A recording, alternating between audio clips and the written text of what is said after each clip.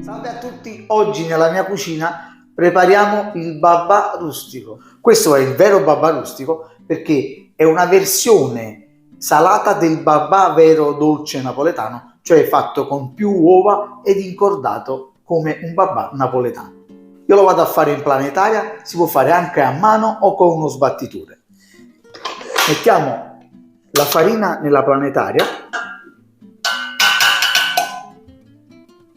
Mettiamo il sale e lo zucchero, una percentuale di zucchero ci vuole sempre all'interno per dare sempre il colore bruno all'impasto. Inizialmente 3 uova, andiamo a sbriciolare il lievito all'interno in planetaria. Ovviamente la quantità di lievito è correlata dal tempo che vogliamo far lievitare l'impasto. Se mettiamo meno lievito, ovviamente devi lievitare più a lungo. Mettiamo a marcia media, facciamo diventare un solo corpo vicino al gancio. L'impasto si è collegato al gancio, quindi possiamo mettere il burro a pezzetti.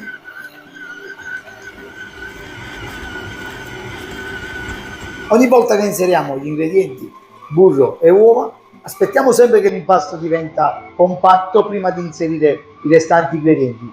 Inseriamo il restante burro. A questo punto possiamo inserire le uova una per volta.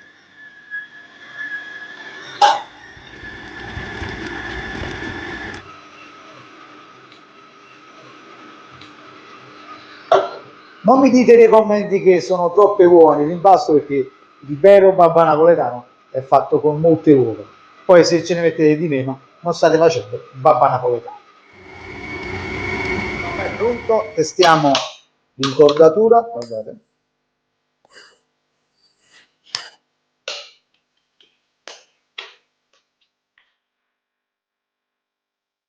Tante persone sicuramente mi chiederanno il perché si fa tutta questa lavorazione anche per un semplice babà rustico. Per avere un impasto bello compatto e una mollica ben areata bisogna fare questo sistema. Adesso inseriamo all'interno il misto salumi.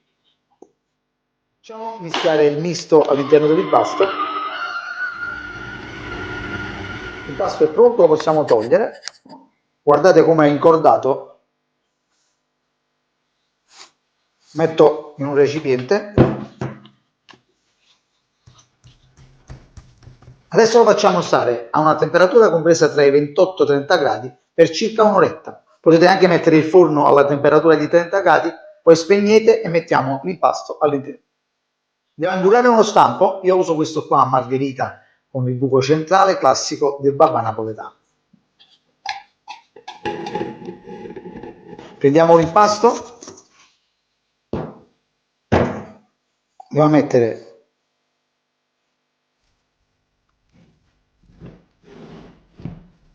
io ho fatto anche di babà mignon, se li volete fare io l'ho fatto solo per decorazione.